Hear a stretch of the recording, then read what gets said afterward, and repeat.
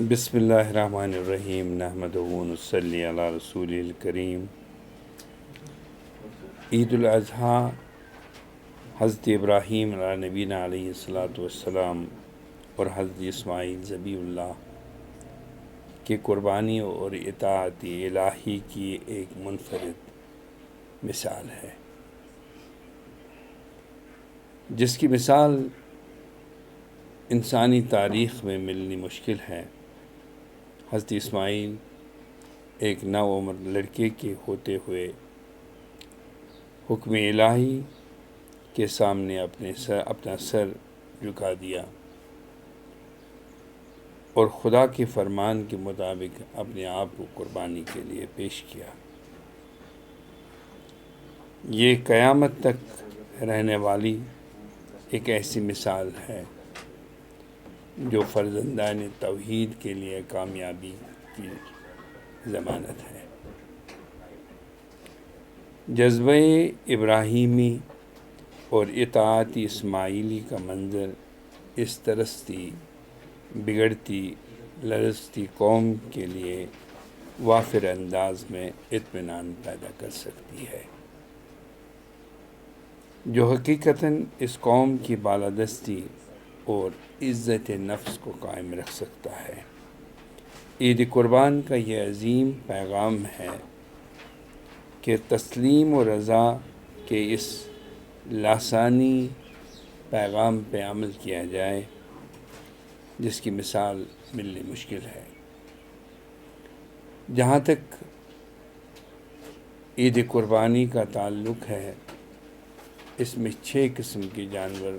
کا انتخاب ہو چکا ہے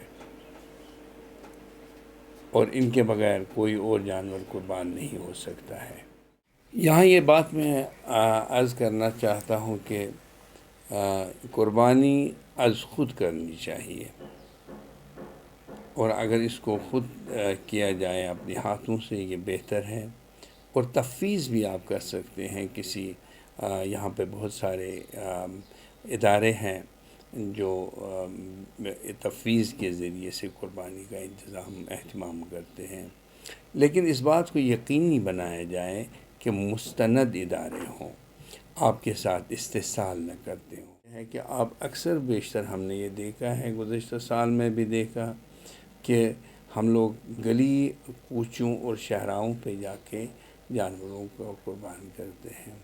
یہ شریعت کے اصولوں کے منافی ہے، کیونکہ انوائرمنٹ شریعت کی اہم ترین یعنی اساس ہے، اور کیونکہ رسول اللہ صلی اللہ علیہ وسلم کی حدیث ہے الطہور شطر الایمان، الطہور نصف الایمان، لہٰذا یہ نصف ایمان ہے۔ اس بات کا خیال رکھا جائے کہ جب آپ جانور کا انتخاب کریں تو ایسے ایریاز میں جو ڈیزگنیٹڈ ایریاز ہو، جہاں پہ ماحولیات کے خراب ہونے کے خطرات نہ ہوں، وہاں جا کے آپ ان بھیڑ بکریوں کو قربان کریں، اور جو غیر مستعمل چیزیں ہیں ان کو زمین کے اندر دفن کریں۔ عید کے موقع پہ میں یہ کہنا چاہتا ہوں، عید سادگی کے ساتھ منائیں۔ ہمارے کچھ تاجر لوگ جو ہیں، جو بھیڑ بکریوں کا کاروبار کرتے ہیں، وہ اکثر بیشتر ہم نے دیکھا ہے کہ وہ استحصال کرتے ہیں، ایسے موقعوں پہ لوگوں سے من مانی قیمت دیتے ہیں۔ یہ جائز نہیں ہے، کیونکہ یہ قربانی کے اصولوں کے منافی ہے، اور ایسا کرنا شریعت کی اس کی اجازت نہیں دیتا ہے۔ اور دوسری بات یہ ہے کہ اکثر بیشتر ہم نے دیکھا ہے کہ جو لوگ اپنی بیٹیوں کی شادی کرتے ہیں تو وہ آدھا بھیڑ، بلکہ اس سے بھی زیادہ ان اپنے رشتہ داروں کے ہاں بیچتے ہیں جن کے ہاں ان کی بیٹی بیائی گئی ہوں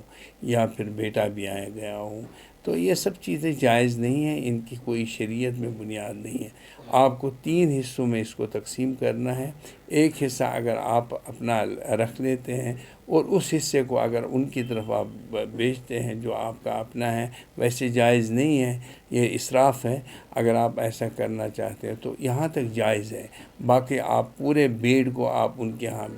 روانہ کریں گے تو آپ غربا اور مساکین کا حق بھی مارتے ہیں، یہ جائز۔ سب کے ساتھ ہوں، میں مفتی اعظم پورے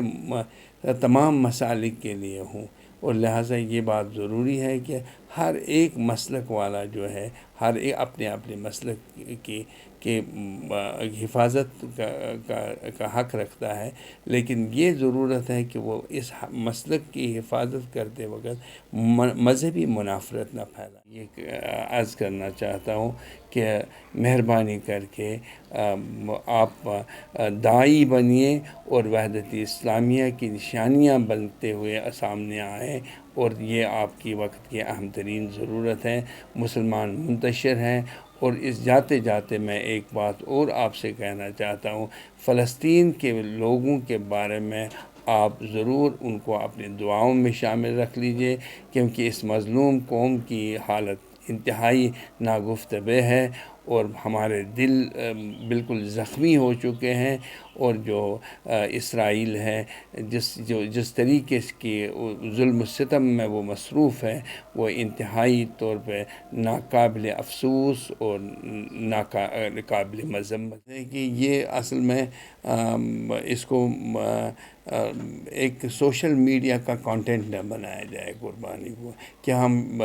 کیونکہ ہو سکتا ہے کہ دوسرے لوگ جو ہیں وہ اس سے ان کو دل آزاری ہو، لہٰذا ہمارا یہ ہے کہ لکم دینکم ولی دین، آپ کو اپنے دین کی پرواہ کرنی چاہیے، ان کو آزاری نہیں ہونی چاہیے، کسی دوسرے کو تکلیف نہیں پہنچنی چاہیے۔ ہم نہیں چاہتے ہیں کہ یہاں پہ بھائی چارہ خراب ہو جائے، لہذا آپ کو جو شریعت نے جس جانور کو آپ قربان کر رہے ہیں، ضرورت اس بات کے لیے نہیں کہ اس کی نمود نمائش کی جائے یا اس کو سوشل میڈیا پہ چلایا جائے، یہ ناجائز ہے اور اس کی کوئی شرعی حیثیت نہیں ہے۔ آپ اللہ کے لیے کرتے ہو قربانی، یا حضرت ابراہیم علیہ نبینا علیہ السلام کی سنت پہ